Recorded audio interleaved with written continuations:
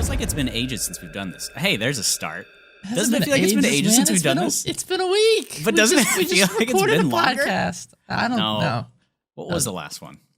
The last one was about D&D. 2020, right? Yeah, 2020. And yeah, it was about 2021. Dude, this year has already been off to... Is it wrong? I was wrong. I thought it was about D&D, but it really wasn't. I mean, it was in there. It was a flavor that you could taste. You know, you have a chocolate, and there's like a little spice in there, something like that.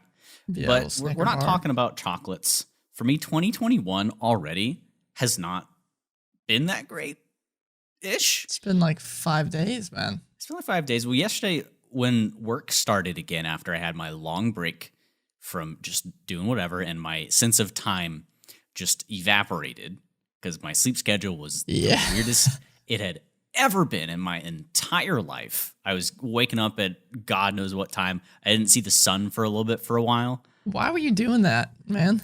Well, when I don't have a responsibility, I don't observe time. I just sleep when I'm tired and I wake up when I'm not. She got the general body times, you know? It's like, I'm getting tired at this time. This is when I normally go to sleep. This is when I'm waking up. I'm always tired, so I just give up at some point and lay in bed. Okay.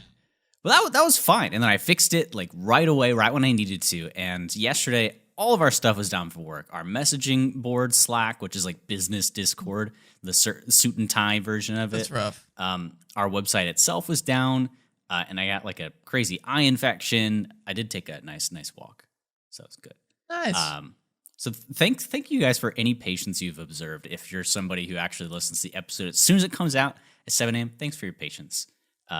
This will be out at some point this week, whenever you're listening to it. Right now is the time that it's out.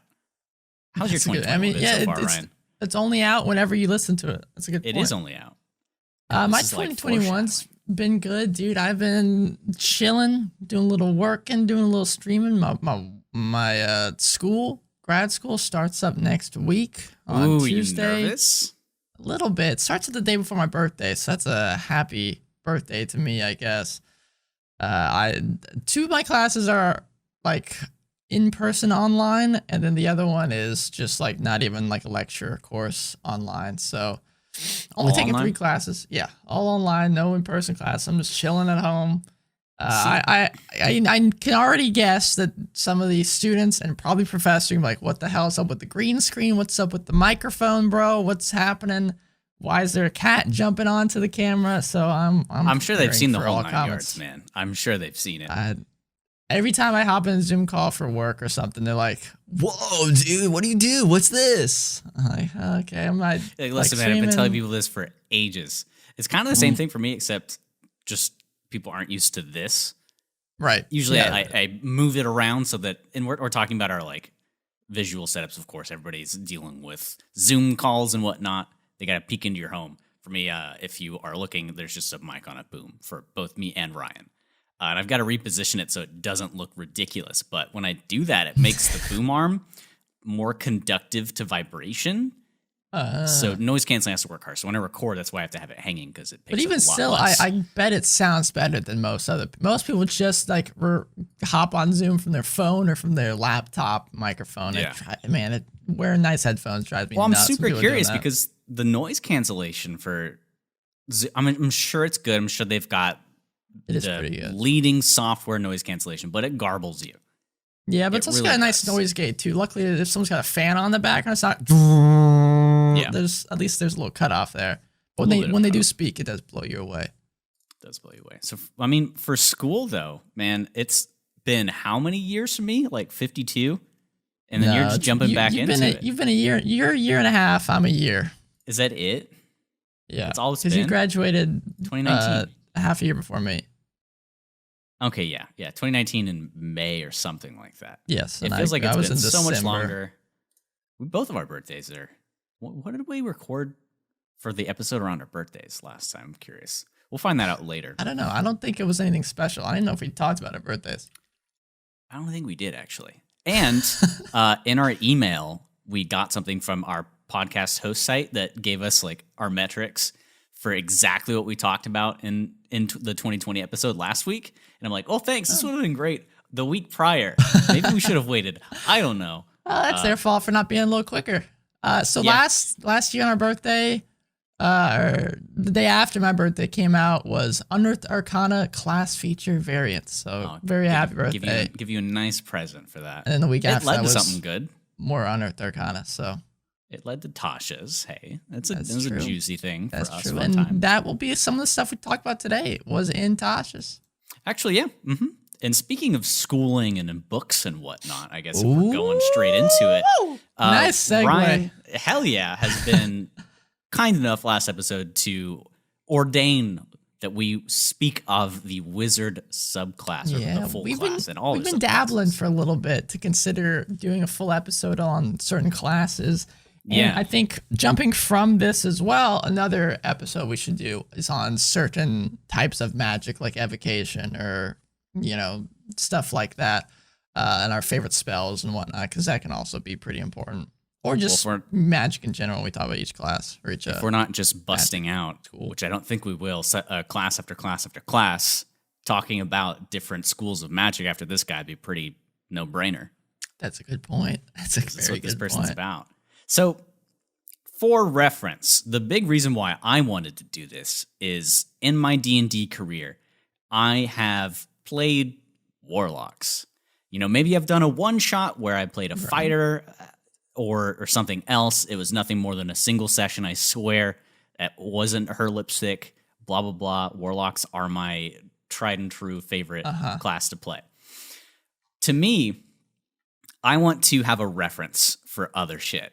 I want to know when I'm making an argument about warlocks and why sometimes they suck, I want to know maybe some of the other classes suck and warlock actually doesn't suck. And I'm just... Or as you start getting more and more into DMing, you can understand if your player is bringing a wizard to the table, you know what you're getting into. Exactly.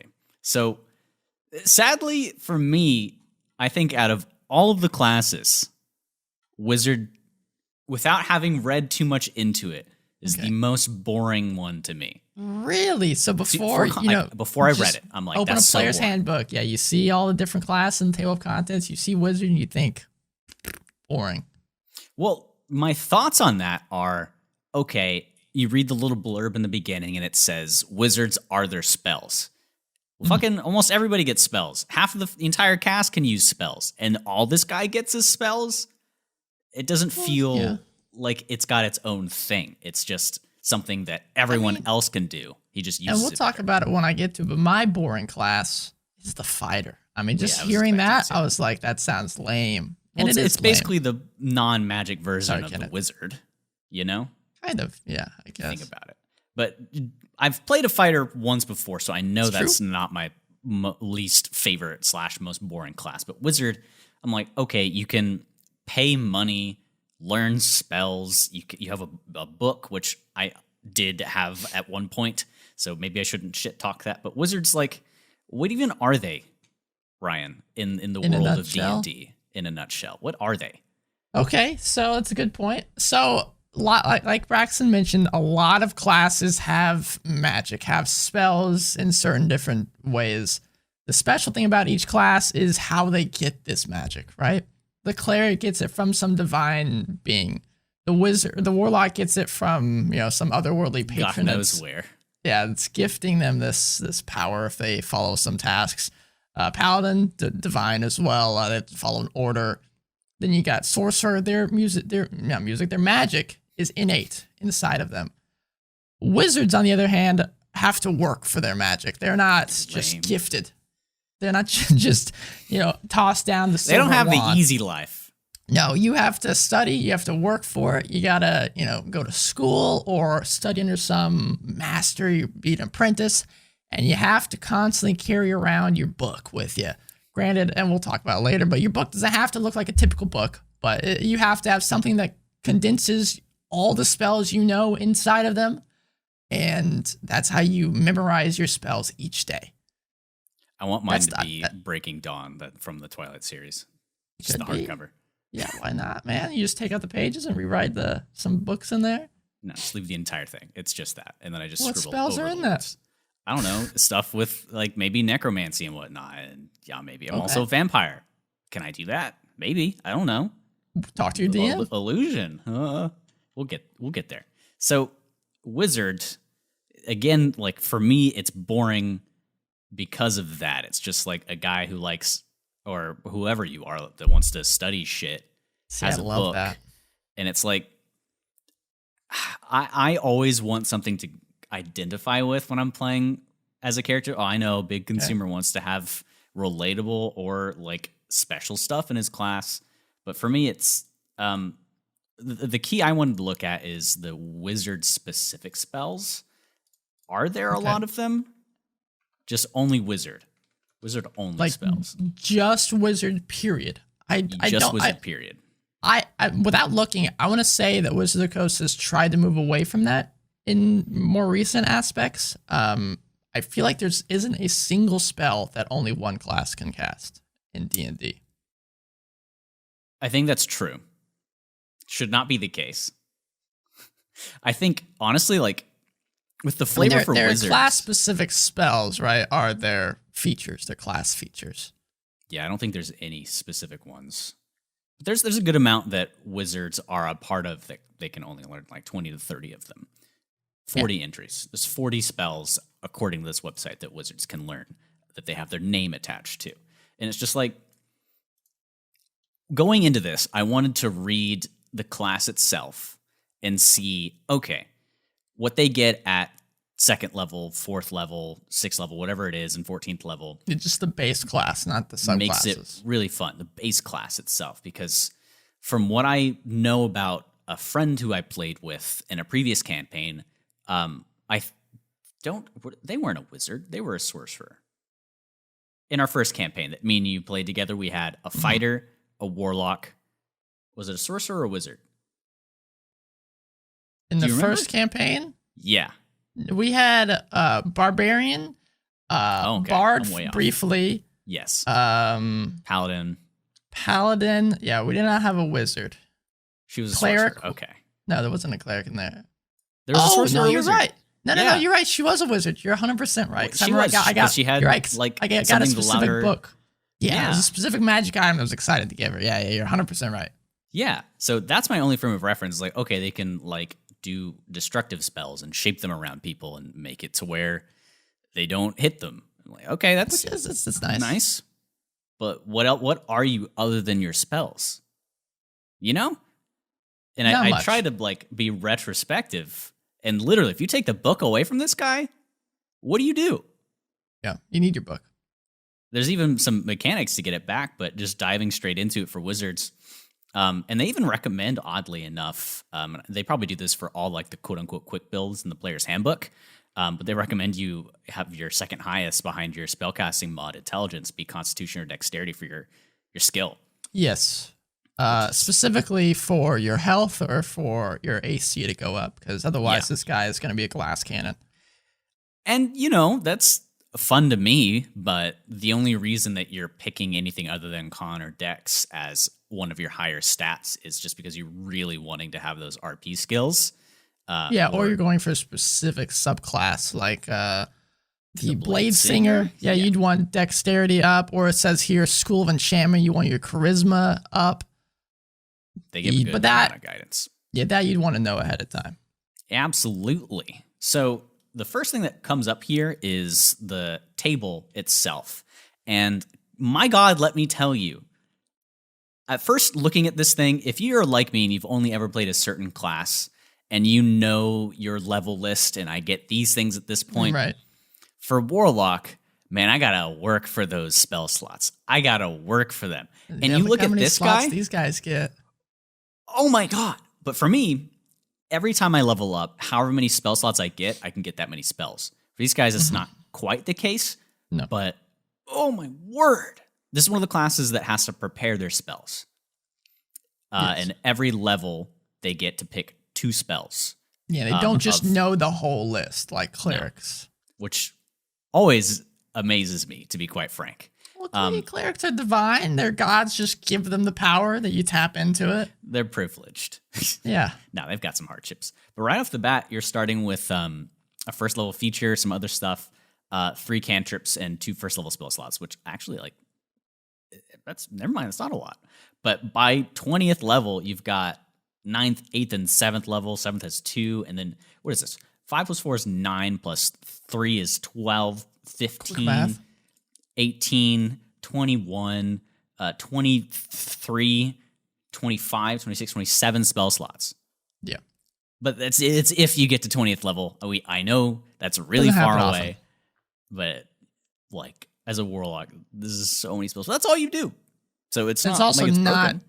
counting your arcane recovery ability, which you get. Shh, don't talk about that yet. I'm not okay with that. I don't know. You get that first level, man. That's That's the first thing you get besides your spells. Besides your spells, cantrips, and whatnot, and other things that you have here. But yeah, arcane recovery. Ryan, tell us what is this thing that freaks me out? So once per day after you finish a short rest, very similar to one of my good co-hosts' favorite classes, you finish a short rest, you can choose expended spell slots to recover. Have to be a combined level equal to half your yada yada whatever. But basically, you can get some spell slots back after a short rest. It's okay. You can't get them all back depending on how much you get back. If you take 2 short rests, right, then you have to kind of divvy out how many you're getting back, while warlocks just get them all back, period. But we only have 2 for like a long time. That's your fault. Okay, yeah. To be fair, anytime I've talked about warlocks with somebody or I've read it myself, it's like, wow, this is a really cool thing that I can just sit down and get my spell slots back. Like, nobody else has that. Wow. And nobody's contended with that point I've made, because I don't think many people play wizard. I mean, it's true to a point. Like I said, you get them all back, period. Arcane recovery, you have to divvy it out if you need to. You can't get them all back depending on how many you're using. You really have to kind of pick and choose. So the spell slots can have a combined levels equal to less than half your wizard level rounded up. Yes. So you can't just get them all back. And you can't get super high level ones back either with arcane recovery. Yeah, but the fact that you can do it at all speaks that this class's weakness is losing that spell book or not having their spells. This is a needed thing. While warlocks get these guys get cool class features as well, like subclass features. You get like powerful subclass features. These guys, their powerful stuff is in their spells.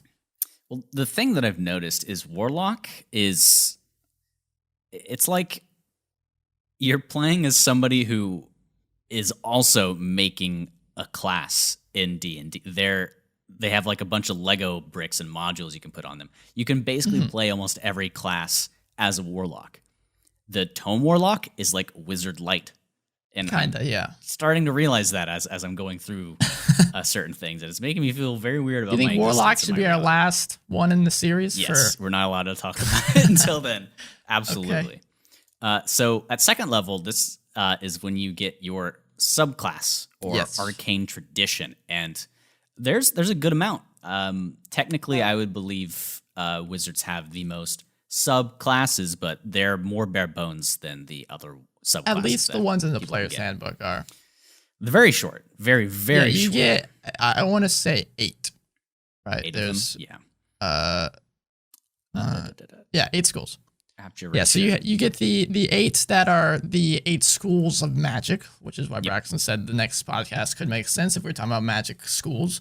And that's it. That you specialize in a certain school of magic, and then the other subclasses that were added in Tasha's and Xanathar's kind of jump off in different directions. They feel very different than these, because these are specifically like, I went to school and studied necromancy forever. I had a master, and then you have Xanathar's that just tosses in, war magic or something. I like that they did that. I don't need them to have consistency with the quote-unquote schools of magic, because a lot of them are a little bit boring. There's one, and I think we should wait to talk about the schools of magic till we like completely finish the things that they get, but that's like the majority of my points on this are within those. So after you get that, you get features with your arcane tradition at second level, 6th, 10th, and 14th, in addition to, just like with other subclasses, your base class itself. Ability score improvement, awesome. Spell mastery.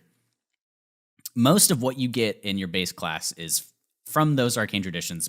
Jumping to 18th level, skipping all the way ahead, you've achieved such mastery over these spells that you use. You can pick, I believe it's 2 first level.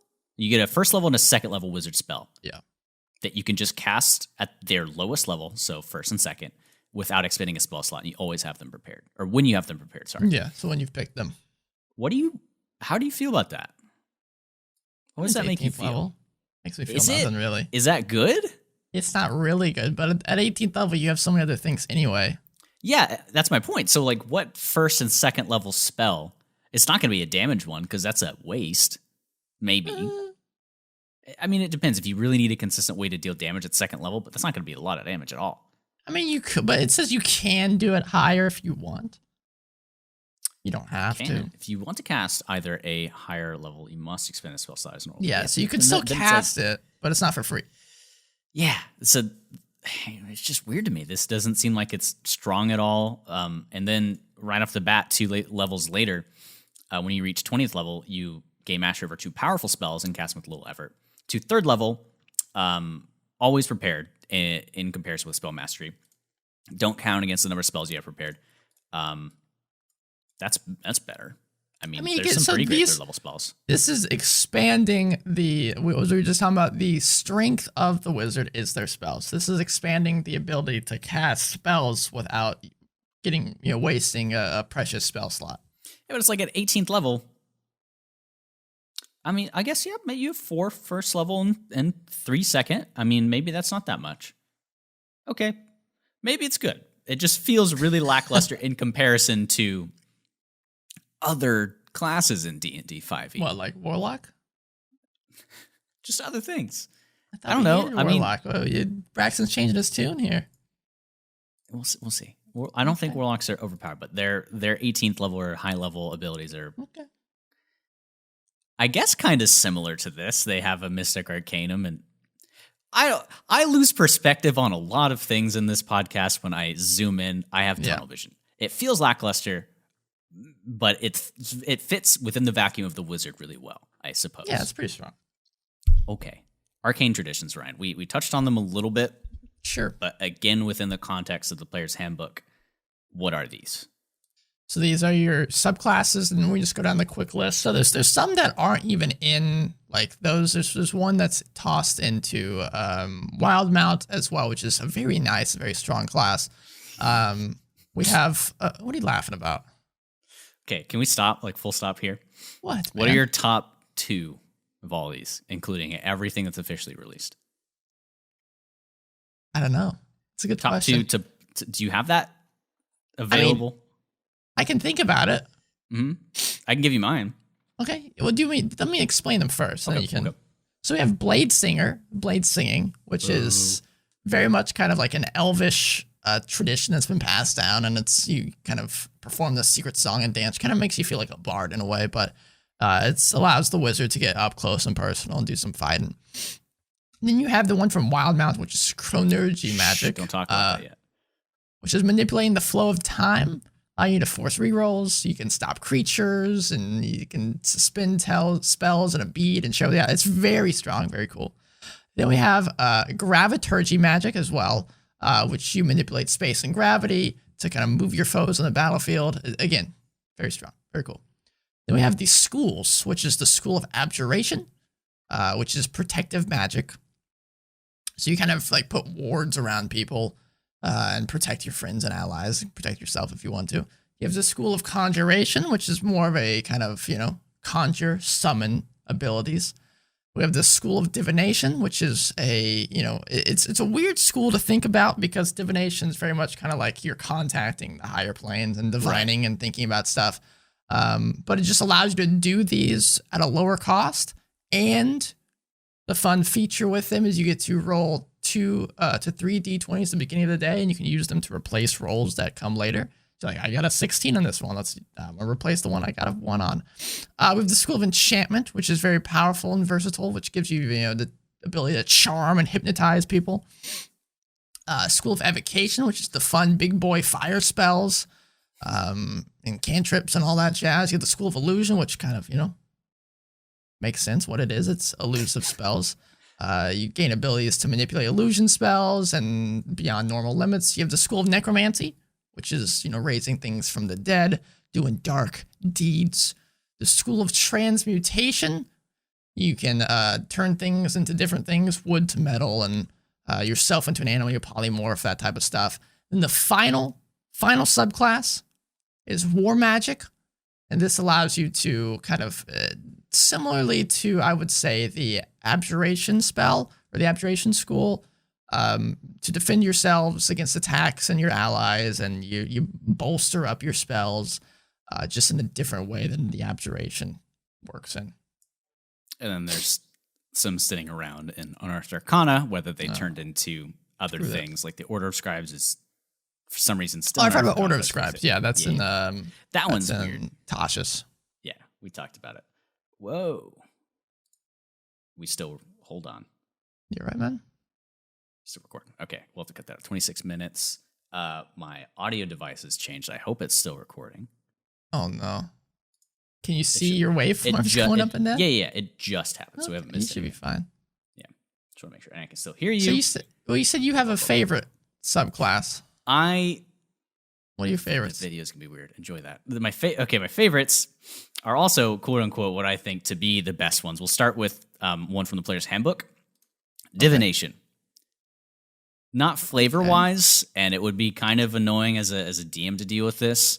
But I think this, out of all the other ones, has the most potent jokes. Yeah, potent is extremely strong. Well, yeah, I mean, you already went through it pretty much. But being able to change roles is an incredibly valuable thing to do in D&D. Yeah, it's not even like you're adding a D4 or like a inspiration roll to it. You are literally just changing it. It's like Lucky, but better. Yeah, and Expert Divination at 6th level allows you to regain spell slots after you cast a 2nd level or higher. It's just like free spell, basically, just of a different level. And then the third eye also can give you a range of benefits, like for until a short or long rest. Whenever you do this at 10th level, you just can see into the ethereal plane within 60 feet. You can basically gain dark vision. You can see invisible creatures within 10 feet that are within line of sight, and you can read any language. You can pick any one of those for like an entire day to have at 10th level. I think that's a lot of fun. And then Greater Portent, which just makes it better. To me, I think this has so much utility and could be a lot of fun to use. Yeah. Now, the hands down best one is Chronergy. Yeah, it's hands down. Like if I were to play something, it would be this right here. Yeah, I think so. I think what makes it so strong is because it's so different. I mean, it's like you're taking parts of the other subclasses and putting it together. I mean, it's kind of got like a portent feature in there, but a little bit different. Mm-hmm. It's very cool.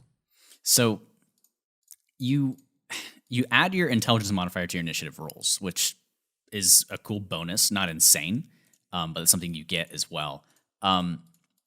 You can basically hold things. You could just pause them midair with time and whatnot. The 6th level one is, I don't remember if this one was the one that makes me think it's crazy. That's the one that produced them. So the Arcane Abeyance, that this thing is like what the actual living Christ. So he's laughing at me. Whenever you cast a spell using 4th level or lower, you condense the spell's magic into a mote, and you essentially get a little ball that allows anybody to cast this spell and release it. So I was reading online, there's a couple of Reddit posts that are just talking about, okay, maybe you've got a fighter and you just want to give him a haste spell that he can use whenever the hell. I mean, it lasts for 1 hour, so if you have the foresight to be able to cast this and just toss them before you get into something, these are basically like potions, pills that you can give to people. Of course, you have to use your resources and whatnot. This is also not even talking about the extra spells you get, because you get access to the whole Dunamancy spell list that Matt Mercer and all of them have created for their Critical Role games. Yeah. And it's a lot of them are very cool and very strong. Yeah. If you want to spice it up, players, this is probably the subclass you want to take. I mean, it's definitely something. While reading it, I was like, I have a lot of ideas for flavor as what I would do for this character. I even made one. I don't know if you want to talk about that now or where you want to go for wizards, Because Well, my two favorites is definitely Chronergy and then the Order of the Scribes. really, the scribes. Yeah, because as a wizard, I want to collect every damn spell in the world, and then that's what Order of the Scribes is, the typical stereotypical wizard, and it's a beautiful, perfect version of it. It's also got, so ironically, the most text of all of the schools that you can do. Yeah, so I like it. So it's just a little meta. I like text. Meta there for me. That's ironic too, is that it's kind of the most typical wizard because it hasn't even been a thing until Unearthed Arcana and then Tasha's itself. Yeah, I'm not a huge fan of the typical schools because I don't like special. I mean, I guess if you're being a wizard, you want to you can think about it. Your master, your school specialize in a specific type of magic, but I don't like specialize, and I want to collect them all. I'm like a Pokemon player. I mean, that's a great point too, and you get bonuses for those types of spells, but you're not prevented from selecting spells outside of that school at all. Which if we get into the want that to be the feats, case. there's a feat that I don't remember what it's called, but it helps you with specific elemental ones. If you can choose a specific element. And again, it's cool if you're focusing on like fire spells, but odds are you're using other spells too. So I don't think it's a good feat. I don't like focusing on specific stuff unless you really want to role play that type of character. Yeah, I mean, that's my case. I mean, for the Chronergy one, I would pick any and every time-based spell that shows up at all. Definitely. And anything that involves messing with that. But still, I would get any and all spells that I could snag onto. The Necromancy one was interesting to me too as well, but it's the thing with like necromancy and raising things depends on you being able to kill those things too. So you have to have like done great already in an encounter and then get this. A lot of the other classes are just like they do good flat off the bat. So I just feel like there's other classes that do that type of stuff better. they definitely do. I mean, wizards themselves, like I still do think they're one of the more boring classes. Well, anybody can do what they do. Anybody. Well, I don't know about that, man. Anybody can do what they do. Outside of their specific class features, which can be said for anything, most of it just gives them an extra spell slot or makes them cast a spell slightly better. Yeah, but you can just go find someone else's book of spells or find a scroll and write that bad boy down into your own spell book to use for later. No other class can do that. Yeah, they can. Warlocks can do that with ritual spells. Yeah, you can only do ritual spells. But they can still these do guys it. can do them all. These guys can do them all. Yeah, but everybody can use these spells at any point. Any other person can use it. There's not a single thing that's unique to wizards other than that. That's not true at all. It's very true. He's just spouting off misinformation. This is okay. This is my least favorite class in all of D&D. Maybe it'll change as we go through everything. Yes, even the Ranger with their stock shit. I get the flavor. I know Ryan loves the flavor. Okay, well, let's say we're making a character. Okay, I've done that. So we're going through character creation. We probably should do a full episode on character creation, or we're thinking about maybe waiting until if Braxton comes down here again, we'll make like a YouTube video because it probably won't take up a full episode. No. So you're making a character, and you would decide, hey, the wizard looks interesting. Let's head that direction. What stat do you want to put up? Intelligence. Yeah, we already kind of talked about this. You want to have your intelligence near the top. Then you can put Connor Dex second, or if you want to get weird with it, you could put something else if you really want to. You don't put them in the strength. You don't need strength as a wizard. If you're multi-classing. True, but we're not getting into multi-class, and that's you're just making your character. Just a wizard. So you've done that. Okay. Mm-hmm. Now, what race? Have you done any thinking about this? What race would you go in for a wizard? Well, this is specifically for Chronergy stuff, but sure. It would go for most wizards. Yeah. Things I was considering, of course, would be elf. And this is specifically talking about ways that would help character, not like role playing or anything. This is like stuff for just wizards. looking for bonuses and whatnot. But of course, elves as they get in a bonus in their intelligence mod. Just the regular high elf. Yep. From the player's of course, half elf you could always do. Some of the gnomes are great. They don't get bonuses per se. Are nice, yeah. But they get this feature that allows them to resist certain stuff.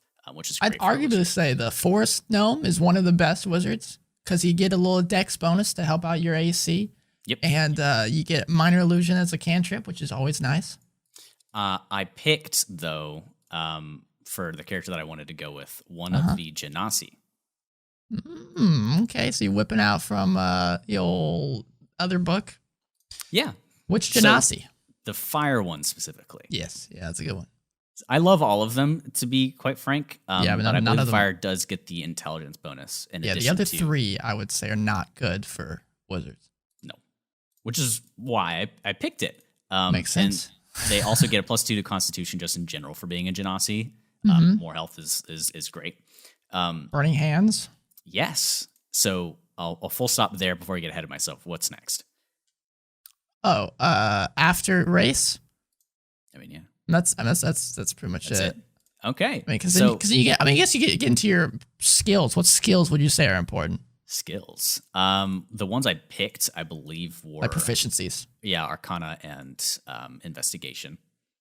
Okay. Yeah. Going full like basic wizard, those two to me make a lot of sense. I'm inquisitive. I want to investigate. History could be good. If your campaign is good for, if you're a DM, you likes going into history stuff. I would say not all DMs do, so be careful. No. Arcana, I think Arcana definitely needs to be picked for a wizard, period, no matter which direction you're going in.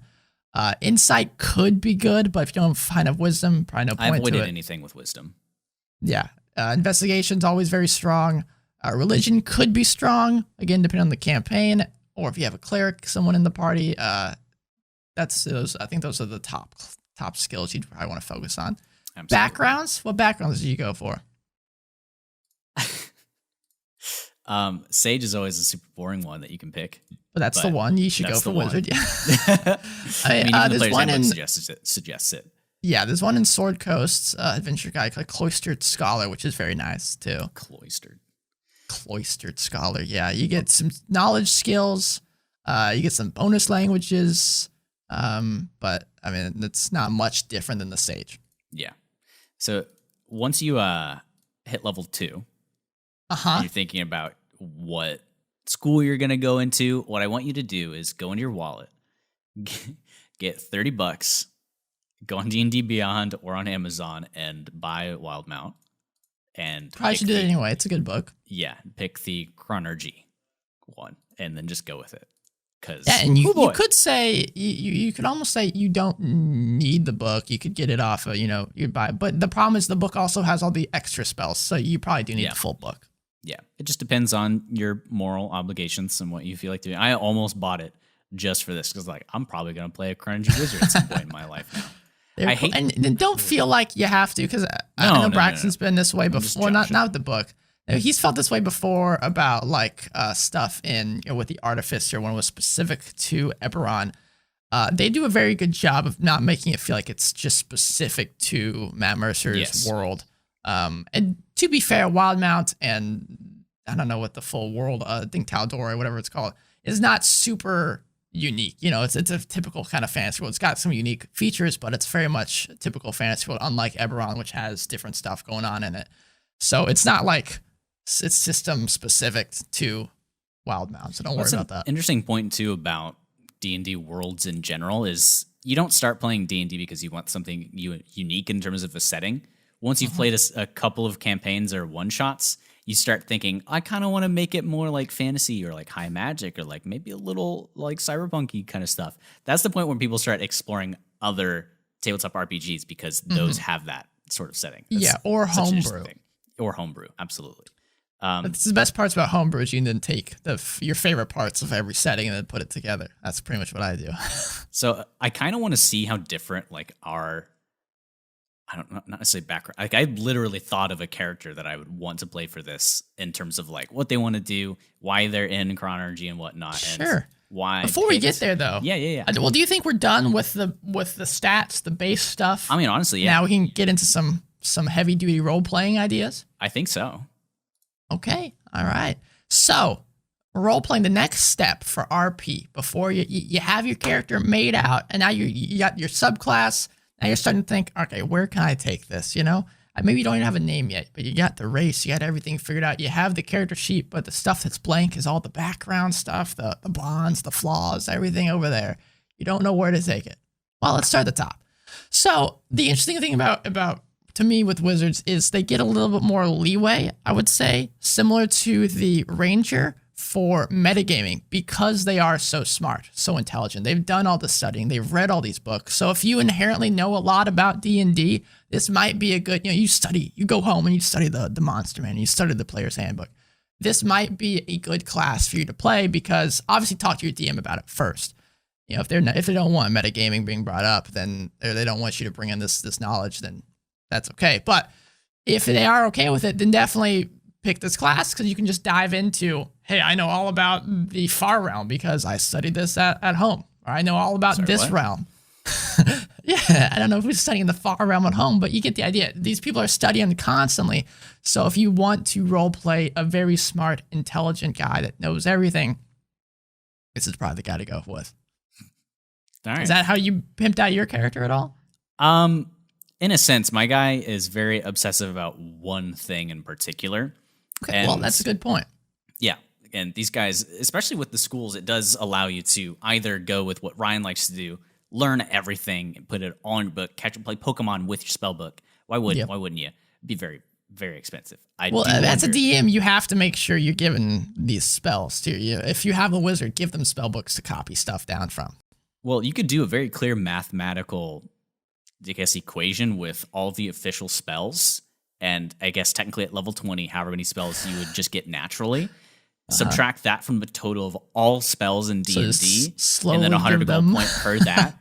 So 100 gold point for all the spells. That would be a lot of money. You could. You could be a rich. Or you could ask the player, hey, what stuff are you interested in?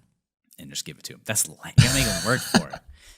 So for my guy specifically, there was a show that I've seen, and I won't mention it because I don't want to spoil it, but it is an anime, where a character is able to alter time because of how hot their powers are. Because time technically, like if you go through this angle, exists only because of heat. If there was no heat, there would be nothing and time wouldn't exist, technically. So the heat expansion of the universe there's a theory that it is involved with time, and the hotter something is, the faster time goes or the slower it goes. I can't explain it at all. I haven't studied it at all, but my wizard character is a fire genasi, and at some point they would have become enamored with time itself and how they can manipulate it. And their method of manipulating time would be with heat, and all their time spells would be flavored with like fire, making things hotter. And that sort of thing. So that's what I was thinking. I was like, how cool is that? I'm glad I asked you, because a lot of the stuff you just said kind of ties into a lot of the other RP points that I have written down here. Really? Yeah. So going along those lines with, you said he's obsessed with one thing. Is that I guess the controlling time with his fire abilities? Yeah, just the heat expansion of the universe and entropy and whatnot. Sure. That's not exactly where I was going with this next point, but you could expand on that and go a little farther. Xanathars has a section at the beginning of all the classes where they talk about RP ideas. Xanathars was very focused on RP, which I appreciate. They have the whole "this is your life" section too. But they have 3 kind of bullet points before the wizard's war magic subclass. One of them being I can't even say it. Eccentricity. You know what I'm trying to say. Eccentric. Yeah. Eccentricity. Yeah, basically being eccentric. And they have some ideas. So they're saying if you're a guy, this is something that makes them really unique. I would say all characters arguably should have this, interesting and unique something about them. But this is specifically pointing at the quirks of being an academic, right? Someone who's, has had so much isolation studying in their dorm room that they've now created imaginary friends to talk to. Or they just don't cut their hair and it's extremely long. Yeah. Maybe they don't trim their beard ever and it just continues to grow and they just whittle it whenever they're thinking, they just rub their fingers all the way down, or as Braxton was kind of saying with the magic of this character, with the way time works, then maybe there's specific rules of magic that they have to follow. They have to do this little dance beforehand. They have to do yoga before they they're pulling the magic out of the ley lines of the universe, and they're kind of getting them inside themselves and got to do this yoga. Something that's odd. So just think about something that makes your character a little more eccentric. They also talk about the spell book. Yeah. We said earlier, the spell book doesn't inherently have to be, a book. Of course, I like the idea of a tome because I'm like a very stereotypical wizard kind of guy. But there's so many other things you could be doing with it. You could be getting tattoos on your body, so every day you have to look over find the tattoos you're looking for and make sure you get them all memorized in your noggin. Or you could do something like you have, instead of books, you have like old school tablets, big old stone tablets. Of course, this brings in other logistical problems. You gotta carry around gigantic tablets everywhere you go, but that could be fun. You gotta carry this gigantic. That makes it easier to lose this book, I would say. But if you want to go with a tome, I'd say come up with some cool stories. Have some ideas on where you got this spell book from. Maybe you stole it from a wizard. You're holding it for him, and you decided to check out these stories, these spells, and now you're stuck into this world. But it doesn't have to be traditional. So think about that. Then it also has the last bullet point was your ambition. So Braxton said his character is, wants to, his ambition maybe is to go and try to see how much power he can garner in controlling time. Maybe he had some tragedy happen in his past. He wants to control time to go back. Nobody ever put tragedy in their D&D character story ever. Never. It never happens. But your ambitions, why you decided to study magic, what your goals are.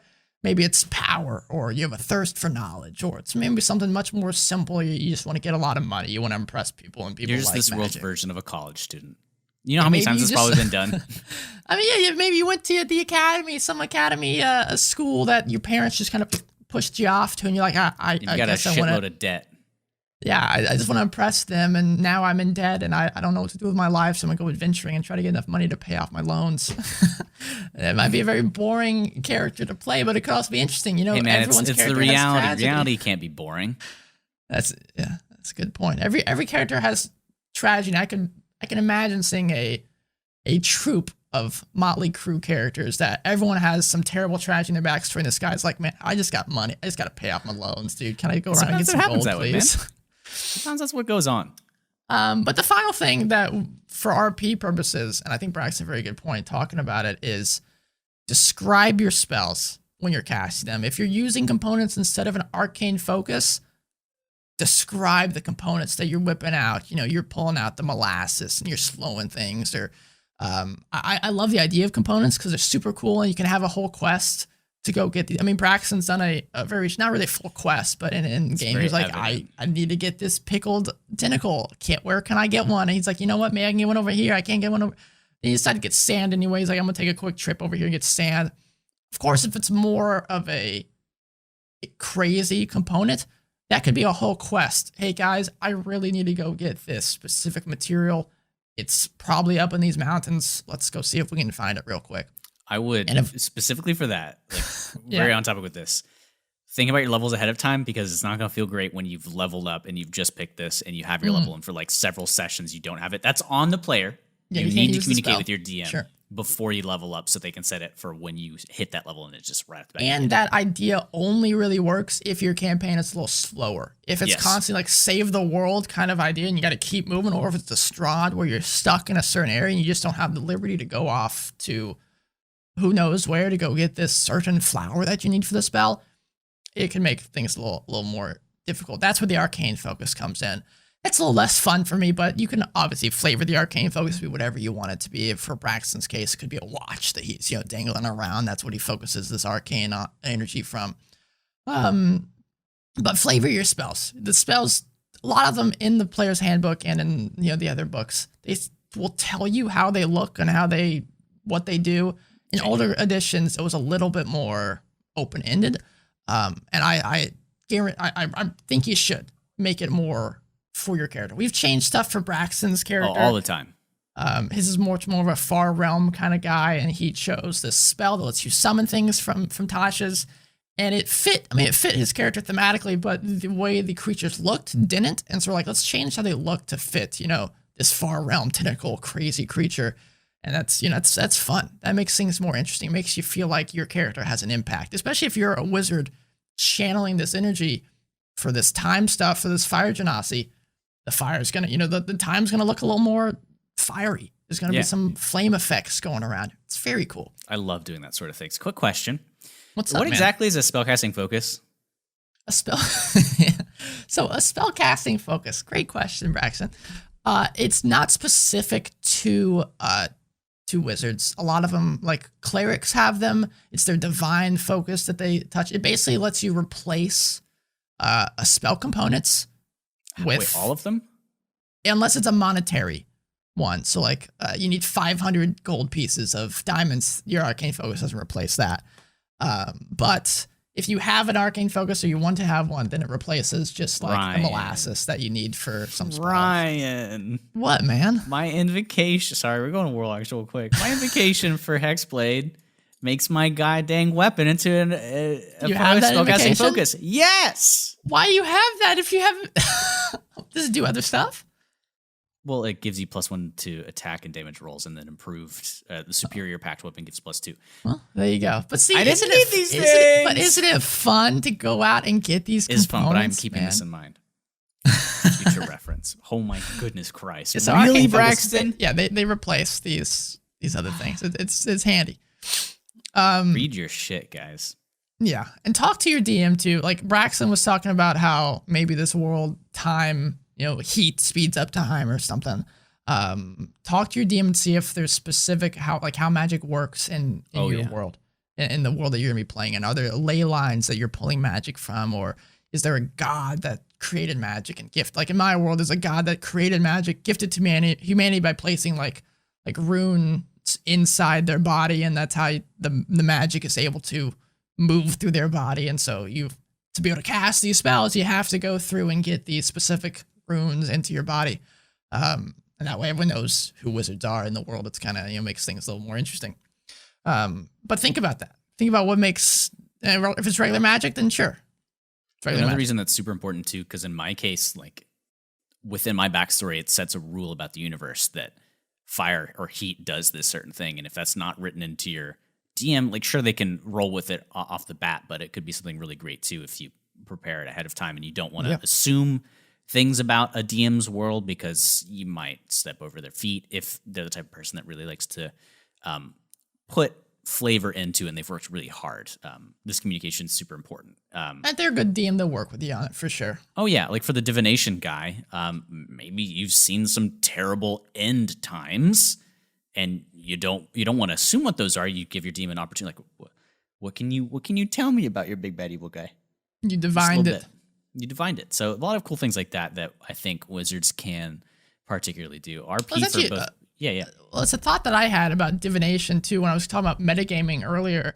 Divination, if you're casting a divination spell and instead of, divining with certain entities, you could divine with your players outside of the game. You talk to your Joe, sit next to you and be like, hey Joe, what spells seriously do you think I should prepare for this? I mean, we know it's going to be a basilisk. What spells are good for basilisk? Again, because they're divining or because they're, just so intelligent. I argue you might be able to have these extra means of. If you guys are already really great at not metagaming. Yeah. Odds are you constantly are already asking your players, oh my God, your teammates that oh my God, I don't know what spells to take. Please help me. Yeah. That's always going to overwhelm me if and when I ever do a class that needs to prepare spells. Because as a warlock, when I do a rest, I just like refresh everything. I'm you're like, all right, long rest done. Pretty much. I'm sure D&D Beyond probably does a pretty good thing where maybe it asks you what spells you want to prepare, or on the spell sheet you can click and choose and whatnot. And then there's the idea that honesty is the best policy too. You know how many times somebody's probably prepared certain spells. What DM's gonna like look over you and make sure that you prepared the correct spells, and that if on that day you didn't have that one, your DM goes, no, that kind of stuff. So that's what I think about when I think about wizards and that whole idea as well. So here's the warlock one. Oh God, it's gonna be like an entire year until we get there. I mean, we did a pretty good job with this one. Didn't take too long. I had a lot of fun. No, Yeah, I had a lot of fun with it. So you can pump these out a little sooner, probably. If you want, yeah. So it's always an option. And I honestly, the longer we do the dungeon crawl, I honestly feel like we're not going to run out of ideas, because if we do, then we just look back on our previous episodes. Do we maintain the same opinion, or have we improved better. on what we say, and can we make it better? Like, honestly, And D&D is constantly adding new stuff. always. So I'm super excited about like installments like this specifically, because they're timeless in a sense until like maybe it just completely gets removed or altered. Right. But I'm stoked. So we have I'm sure a wide range of skill level in players, or how much they've actually done D&D. So whether you're a veteran or like myself, quote unquote, a veteran, at least in the context of 5e, and you've only ever played one subclass, maybe this is useful for you. Or if you're brand new and you know absolutely nothing about D&D and you're trying to find a class, hopefully this is something useful for you. I don't know. Any last words, Ryan? Wizards are fun, man. Nah. No, All they're right. cool. When And hey, we if you combine that with you multi-class into an artificer, you get really crazy with I it. think multi-classing with wizards is something you should always do. Always, wow. Because level 18 and 20 shit is dumb. For a warlock, your level 20, it's your Mystic Arcanum stuff is too cool. Oh, True. There's a lot of cool things. Maybe we'll do advanced guides like multi-class. We didn't even really talk about feats either, but there aren't really, honestly. I mean, there's some great obvious feats for choices wizards. depending on like spellcasting flexibility, stuff that improves what you can do, etc. I don't know. I don't really like any of the feats for wizards. I'm gonna be honest Really? with you.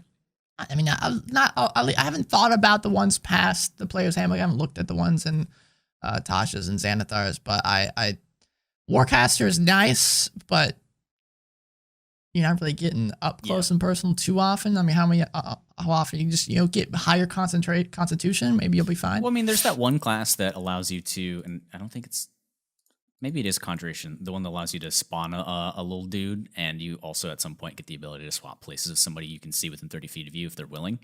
So, but most of the time you probably use that in the reverse form to get out of shit, stuff like that. Alrighty. Cool beans. So if you guys disagree with everything that we have said about the wizard and you want to give us your dissertation on that, the place that you won't do that probably is on social media. Maybe Twitter, multi-threaded Twitter at us, at Dungeon Crawl Pod, both Twitter and Instagram. But if you want to put it in a nice essay form, the dungeoncrawlpod@gmail.com. There's also a Discord that exists to which you can find a link somewhere in the description below.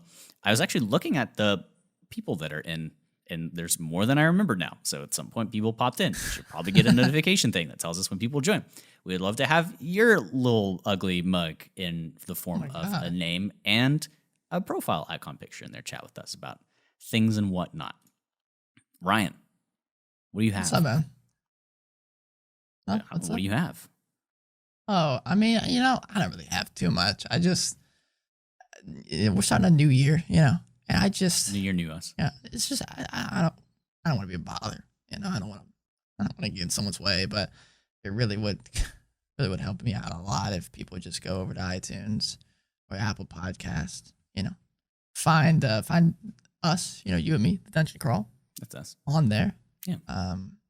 It's not a big deal, but you just hit the 5 stars button and then go down to the review area and then write something like, "Wow, this is the best podcast I've ever listened to." I mean, it's you don't have to, right? But I mean, it'd mean a lot if you did. Yeah. Whatever. Just a little doobly-doo. Say a little thing. Give us a little wink. Just one wink. Or a double wink. Ooh, Like the that. double wink. That's hot. It is hot, man. It's twice as hot. You got 2 eyes. You got to wink them both. For our video listeners, video watchers, I want to apologize. Blame Discord for the weird video glitches every so often. Yeah, first, because sometimes the internet on my end or your end kind of glitches out and you get all pixelated for a little bit. Don't blame Braxton. Don't blame me. Blame Discord. It's perfect on my end. We could eventually just record it itself. Yeah, but we couldn't see ourselves. It's a pain. The world's tough. 2021. Just wait till you hear, man. We'll buy a studio and we can all record as often. Well, I mean, if you think about it, for the next 9 years, 2020 will be in the pronunciation of every year that we have. Think about it. 2020 is never going to leave us. That's why you got to kick it into submission. Scary. Jesus. Strangle it. Strangle it by listening to our podcast. Restrain it. Grapple it, maybe. Take That's it up very against a acrobatics versus athletics check. You know what we need to do at some point? We need to get an outro noise. We don't We have should one. have an outro noise, yeah. Just dragon like pooping us out or something. I don't know. We're running Forget out I of a said dungeon. Right. So what's next week, Braxton? Any ideas, or should we Toss them leave into it? Or just leave it open ended. Maybe we don't know. Maybe we'll do the schools of magic. That could be fun. We talk about our favorite spells from each group. Some maybe Yeah. unappreciated spells that I wish people took more often. Yeah, let's Some do spells that we hate. it. I'm down for that. Spells and schools and magics and things. We'll Yeah, set it in so- stone. We probably should, if we were smart, we probably should have done it We're not smart. backwards. We talk about spells We're first, not then we talk about the wizards that use the spells. But Well, now we can say, hey, we talked about wizard before. Here's some spells you can use. oh, see, I like that. Yeah, There you you go. made your class. Now, what spells do you pick? Because you don't get all the It's a tough spells under the question. sun. Here's some spells your DM can give to you in a spell book. Nice and fancy. Yeah. Thank you as always. He has been Ryan. Whoops. He's been. You messed up Braxton. this time. I didn't. I would like that to go on record. Well, in my Thank you, everybody. defense, okay, it's flipped.